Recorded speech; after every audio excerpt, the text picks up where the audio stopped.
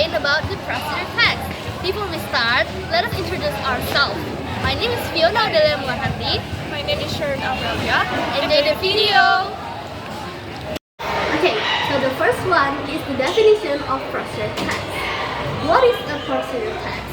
A procedure text is a structured guide designed to explain how to do something, breaking down process into clear, manageable steps. You'll find it in every context, whether you're following a recipe, conducting a science experiment, or assembling new furniture. The second one is the purpose of procedural text. The purpose of procedural text is to show how something is made, used, or done through a sequence of steps. In other words, procedural text is used to describe step by step how something can be created or achieved.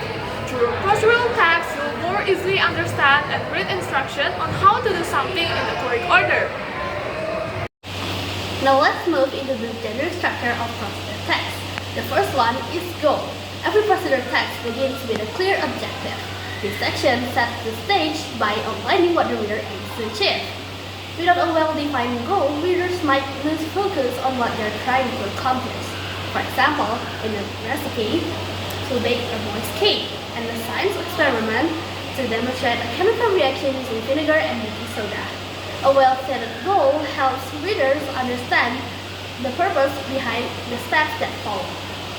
The second one is materials or ingredients.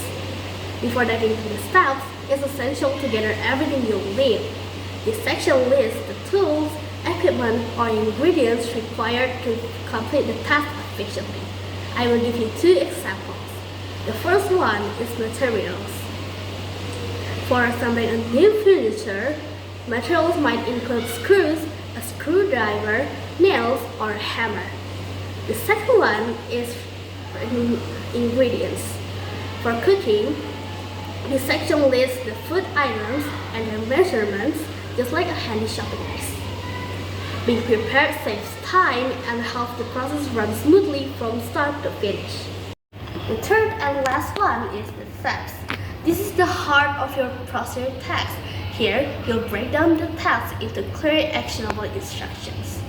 Each step should be written in a logical sequence using concise and straightforward language. For tip, use command-based sentence and keep the instructions easy to follow. The clearer the steps, the less room there is for confusion. To make instruction clear and effective, retained language features are essential. The first one is simple present tense. The simple present tense makes the process feel immediate and actionable, guiding readers as if the task is happening right now. For example, pour the water into the glass. Mix the ingredients until well combined. The second one is imperative sentences. These are direct commands that tell the readers exactly what to do. They're clear, straightforward, and necessary for effective instruction. For example, knead the dough until smooth, then let rest for 30 minutes. Apply the paint evenly using broad strokes. The third one is connective. Connective help guide readers logically through each step, linking action and ensuring a smooth flow of information. For example, first, wash the rice. Then, soak it for 20 minutes. After that, mix the ingredients in a bowl. The fourth one is adverbs of manner. Adverbs add detail by explaining how an action should be performed. They provide clarity and precision.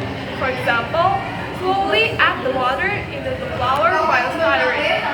Thoroughly wash the vegetables to remove dirt. The fifth one is action verbs. Action verbs show specific physical activities that must be done step by step, such as cut, mix, boil, bake, or pour. These verbs directly describe what readers need to do. The last one is adverbs. Adverbs give extra information about the action, can show time, place, frequency, degree, or manner. For example, time, boil the water for 5 minutes. Place, put the pan on the stove. Frequency, always wash the vegetables before cooking. Now, we're going to explain about kinds of procedure text. There are two kinds. The first one is manual. and refer specifically to the reference documents which provide detailed information about operation and maintenance for a product.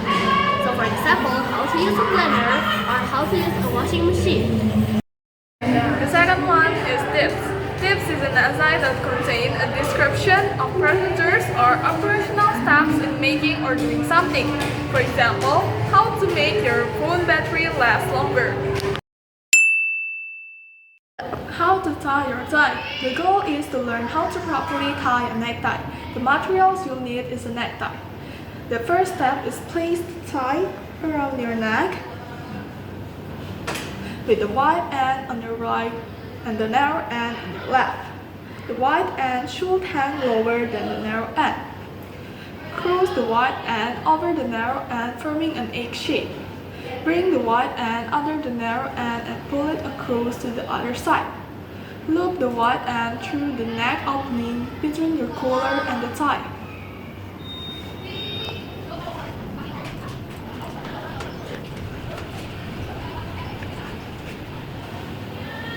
Pull the wide end down through the full knot that you just made. Tighten the knot gently by holding the narrow end and sliding the knot upward. Adjust the knot so it's neatly at the center of your collar. How to wash your hands. The goal is to clean your hands properly and prevent the spread of germs. Materials you'll need is clean running water, soap, and a towel or tissue paper. So here are the steps. The first one, turn on the tap and wet your hands with clean running water. Second one, apply enough soap to cover all hands and surfaces.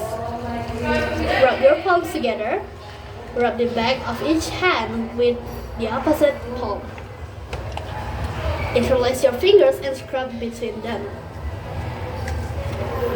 Rub the backs of your fingers against your palms. Clean your thumbs by rotating each one in the opposite palm.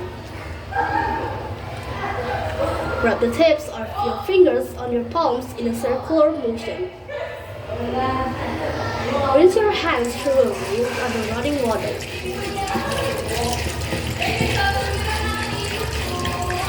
The last one, dry your hands with a clean towel or tissue.